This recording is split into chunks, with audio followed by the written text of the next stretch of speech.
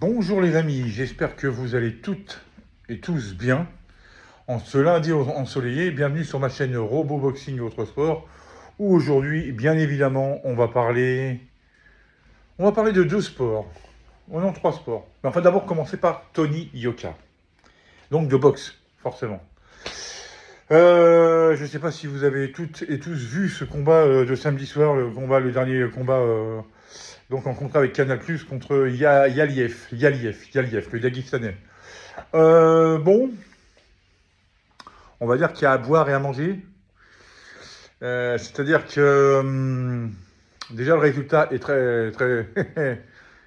On va dire que le résultat, évidemment, il est très bon parce qu'il a gagné, hein, mais il est très chanceux, je trouve. Alors moi, je suis pas anti Tony Yoka. Moi, j'aime bien Tony Yoka. Justement, j'espère que avec cette victoire, il va se relâcher parce qu'on voyait quand même qu'il était tendu. Il n'a pas complètement lâché les chevaux, hein, quand même. On a eu le droit à une sacrée bagarre.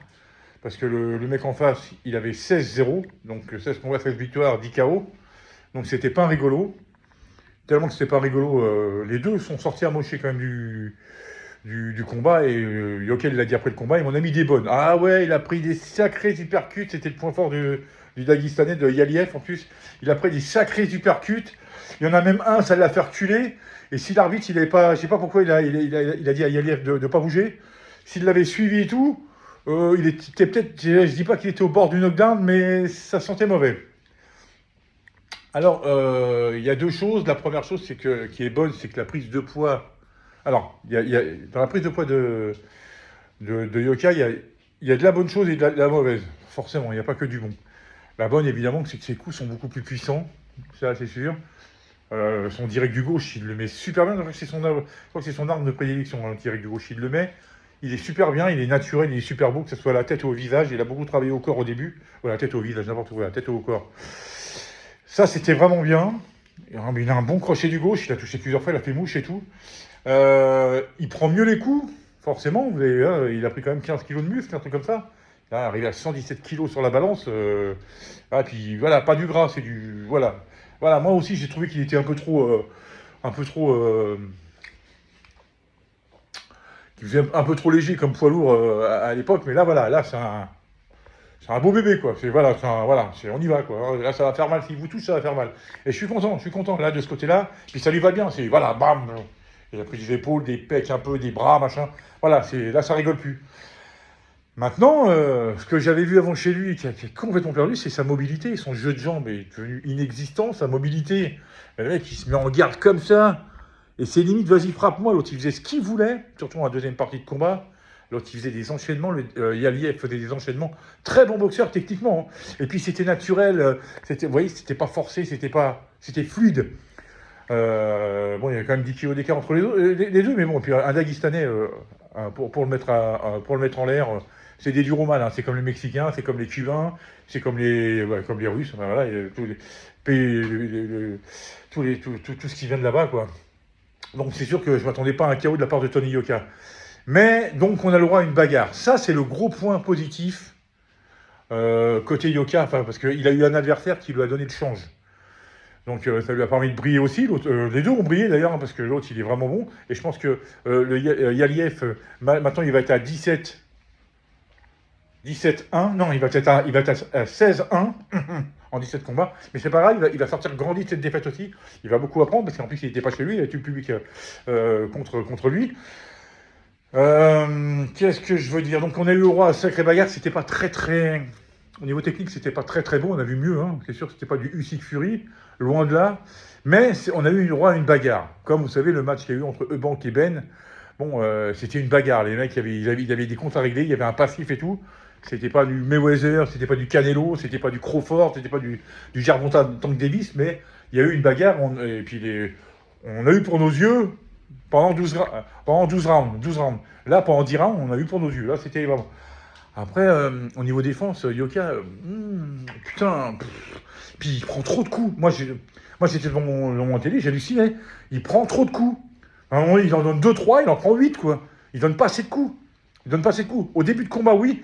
Et je me suis dit, putain, la prise de muscle, d'accord, mais au niveau cardio, j'ai trouvé limite tout de suite. Vraiment, limite trop vite. Et je me suis dit, c'est là. Alors après, bon, voilà. C'était un combat de reprise, il va falloir travailler dessus. Ça, je suis entièrement d'accord. Mais il va falloir faire attention. Hein. Il va falloir faire attention parce que là, apparemment, j'ai appris que le prochain combat, et ça serait bien parce que si ça serait au Wembley Stadium, alors là, pourquoi pas, peut-être en sous-carte d'un combat vedette et tout, il y aurait Yoka contre Joe Joyce, la revanche de la finale olympique. Voilà, là, voilà. Là, ok, alors là, d'accord, on va rentrer au sérieux. Alors, mais il a intérêt à montrer un autre visage que là. Hein. Parce que moi, sur ma carte de pointage, j'avais 5-5. Hein, parce que c'est en 10 rounds. Moi, j'avais match nul, il s'en tire bien. Mais si le Yaliev avait été désigné vainqueur, c'était pas un hold-up. Hein. Loin de là, c'était pas un hold-up du tout même. Mais là, ça aurait été mauvais quand même. Hein. Enfin bon. Il s'est donné. Il a pas retenu ses coups comme contre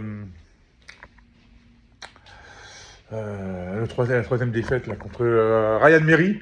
Parce que là, j'ai trouvé catastrophique, mais catastrophique. Je crois que c'était la plus mauvaise version du Yoka que j'ai jamais vue, que j'ai vue depuis le début. J'étais là, mais c'est pas Yoka, c'est pas possible. Il a rien retenu de ses deux premières défaites. Moi, il était traumatisé. Hein, ça, c'est sûr que là, d'ailleurs, il l'a dit, il a failli arrêter la boxe après. Donc, voilà. Donc là, c'est bien. Le point positif, il part avec une victoire. C'était pas terrible. J'étais un peu tiré par les cheveux, même si je me suis rasé le crâne. Hein, mais voilà, c'était pas exceptionnel. Mais au courage. Et puis, la victoire de Yoka n'est pas volée non plus. C'est-à-dire que les trois résultats ne sont pas des hold-up. Mais il a eu chaud, comme dit mon père, il a eu chaud au cul. Donc attention, parce que ça ne sera pas toujours comme ça que ça va se passer. Voilà les amis, on attendra la suite. Maintenant, deuxième chose. Alcaraz qui gagne le tournoi de Rome en finale devant Yannick Sinner, le numéro 1 mondial, en 2-7, 7-6, 6-1. Alors, il y avait une période entre 2004 et 2007, et m'en déplaise, hein, puisque moi je suis pro Federer, entre 2004 et 2007, ou presque 2008, on va dire, moi je dirais 2004-2008, puisque c'est là que Nadal a dépassé Federer au classement, qu'on disait que Federer était le meilleur joueur du monde, mais qu'au début, les confrontations avec Nadal, c'est plus souvent lui qui perdait et qui gagnait. On disait que Federer était le meilleur joueur du monde, mais que Nadal était plus fort que lui. Parce que Federer éclatait tout le monde, et quand il tombait contre Nadal, il perdait. Et bien, Yannick Sinner et Alcaraz, c'est un peu pareil. Dans leur confrontation, il y a 11 confrontations, Alcaraz mène 7-4. Yannick Sinner a été suspendu 3 mois, il est revenu, il a éclaté tout le monde, il a mis une rousse à Casper Ruud, 6-0, 6-1. Bon, il a eu un peu de mal en demi-finale contre Tommy Paul, il a perdu le premier 7-6-1, mais après il a mis 6-0, 6-2. Alors voilà, il écrase tout le monde, mais Alcaraz est plus fort que Yannick Sinner. Et il n'y a pas que sur terre battue, hein, sur dur et tout ça. Bon, alors évidemment, hein, c'est très très très équilibré. Attention, c'est pas qu'il n'y a pas photo entre les deux, non, mais c'est que Alcaraz bat Yannick Sinner le plus souvent que Yannick Sinner bat Alcaraz, puisqu'il y a 7-4 entre les deux. Donc hier, on aura eu une finale. Enfin, moi, je n'ai pas vu en direct parce que je bossais, mais j'ai vu un peu les meilleurs moments. Bon, premier set assez équilibré, puis après le deuxième. Alors, peut-être que Yannick Sinner avait une gêne au niveau du pied et puis derrière la cuisse, je crois. Enfin, il disait. Parce qu'en demi-finale, on a vu qu'il se tenait l'arrière de la cuisse, et puis on a vu qu'il avait une ampoule au pied, et puis c'était la reprise. Donc là, il s'est quand même rodé. Premier tournoi, reprise d'une finale. Il n'y a pas à rougir, et puis perdre contre Alcaraz. Vous perdez contre Yannick Sinner ou vous perdez contre Alcaraz, il n'y a aucune honte à avoir. Hein. Je vous le dis tout de suite. Hein. C'est comme prendre une branlée contre le Barça en ce moment, qui est la meilleure équipe du monde, à mon goût. Il n'y a pas de honte. Hein. Vous voyez le petit Yamal, là, on va y venir après. Voilà, il n'y a pas de honte. Que vous preniez un KO fulgurant à l'époque contre Tyson, vous preniez une démonstration de boxe contre Floyd Mayweather, ou Terence Crawford, ou Canelo Alvarez, ou Gervonta Davis, il n'y a pas de honte non plus. Donc voilà, il n'y a pas de honte. Mais ça promet pour Roland Garros. Et puis bon, les deux s'estiment, ont un respect incroyable l'un pour l'autre. Alors quand j'entends dire, mais ils sont pas proches les deux. Ils sont pas proches, mais ils se respectent déjà. Ça me fait penser un peu au début Federer-Nadal. Il y avait un respect incroyable, surtout, c'était mutuel. Nadal avait beaucoup de respect pour Federer et tout, parce que bon, il est plus jeune de 5 ans, mais Federer, pareil, enfin, et puis après, ils sont devenus amis, puis ils vont même faire des choses ensemble et tout, association, je sais plus ce qu'ils vont faire. Enfin bon, bref. Je vois bien la même chose entre Yannick Sinner et Alcaraz, ils sont tout jeunes tous les deux. Je crois qu'Alcaraz, il a 24 ans, Alcaraz, il a 22 ans, je crois, et Sinner en a 24. Donc voilà, bon, ça va. Et puis, on va avoir le droit. Il y a pas encore le trio du Big 3 comme on a eu le droit avec Djokovic, Nadal et Federer, mais on va avoir le droit à un duo en finale des Master 1000 et des grands chelems. Entre les deux, là, ça commence. Ils ont 24 et 22 ans. Ils sont déjà à 11 confrontations. Alors, ils en ont encore pour au moins 10 piges chacun, voire un peu plus, un peu plus même, parce que... Donc, imaginez, hein, ça peut mener à 40, 50...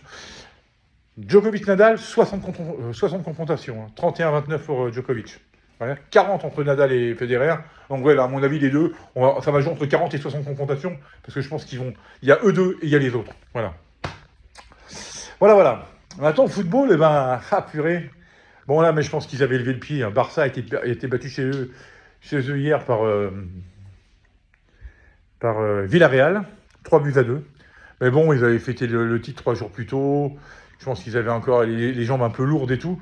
Donc, voilà. Mais enfin bon, Yamal a encore mis un but exceptionnel. Je crois que c'est ça spécial, comme c'était pour Robben, Messi et tout. L'extérieur, rentre vers l'intérieur, intérieur du pied. Bon, voilà, il peut mettre dans la lucarne, un rat de terre, voilà, mi-hauteur. Enfin bon, bref, le mec, il fait ce qu'il veut. Moi, j'ai horreur, je vais vous le répéter encore une fois, j'ai horreur de cette équipe du Barça. Enfin, cette année, cette équipe-là, ce Barça-là me plaît mieux quand même. Déjà, on Flick, j'aime bien. J'aimais pas trop Xabi Alonso. Non, Xabi Alonso, c'est celui qui va être...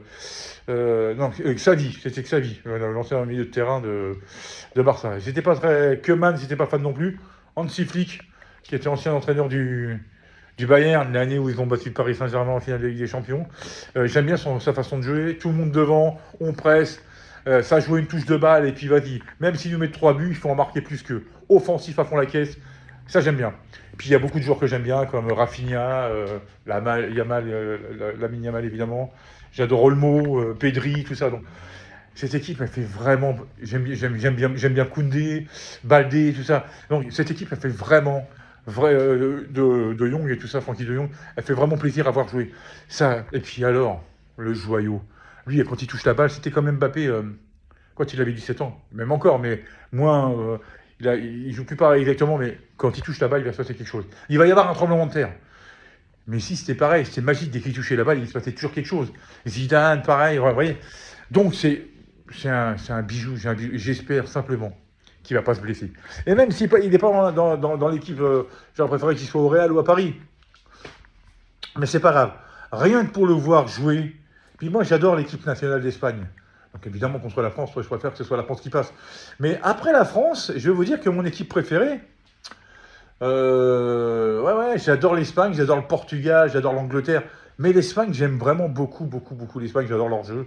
Donc c'est un peu le jeu du Barça, hein, de toute façon. C'est incroyable, franchement incroyable. Donc voilà, et puis le Real dans le même moment gagne. Alors c'est ça qu'on peut regretter un peu le Classico. Enfin bon, si on avait gagné, on n'était plus qu'à un point. Et vous savez, ça aurait mis un peu le suspense pour le dernier match. Mais bon, c'est pas grave. Hein. Voilà, c'est pas grave. But d'Mbappé, il va sûrement avoir le Pichichi. Et encore un but, il pourrait même avoir... Alors, premier Pichichi, première année au Real, 41 buts. Il va sûrement mettre d'autres, parce qu'il y a la Coupe du Monde des clubs derrière. Et ça serait son premier soulier d'or. Donc, pour un mec qui a foiré son début de saison, plus de 40 buts, j'estime, et le Pichichi, et voire peut-être même le soulier d'or, on peut dire qu'individuellement, sa saison est plus que très réussie. Collectivement, après, il n'y a pas que lui. Hein, bon. Donc, on verra bien l'année prochaine avec Xabi Alonso, ce coup-ci, j'ai raison. Enfin, pas l'année prochaine. Le dernier match d'Ancelotti, là, et après, Xabi Alonso arrive pour la Coupe du Monde des clubs. Donc, ça va être ça bien. Puis il y aura le mercato. Ça va promettre, les amis. Je pense que ça va être vraiment très cool. Et puis voilà, on va voir ce que ça va donner, parce que faut pas écarter tout le monde. Il y a la Ligue des Nations. Imaginez que la France remporte la Ligue des Nations, qu'Mbappé finisse meilleur buteur. Ça, plus le Pichichi, plus le soulier d'or, au Ballon d'Or, ça peut jouer aussi. Lamine Yamal, pareil. Rafinha, il a moins joué parce qu'il y a avec la sélection, ne jouera pas. Donc je pense que ça va jouer entre... Et puis il y a Dembélé aussi avec l'équipe de France. Donc ça va jouer. Les deux gros favoris sont Dembélé et Lamine Yamal, ça c'est sûr. Mbappé, on ne sait jamais, il peut peut-être... Enfin, pour l'année prochaine, imaginez, une saison où le début est raté et la deuxième partie de saison, il met 41 buts. Imaginez une saison pleinement réussie, c'est 60 minimum. Alors voilà. Écoutez les amis, sur ce, je vais vous laisser. Je vous souhaite une super journée ensoleillée. Je vous dis à toutes et à tous à très bientôt pour une nouvelle vidéo et surtout, Prenez bien soin de vous. Allez, ciao, ciao, ciao, ciao, ciao et ciao, ciao.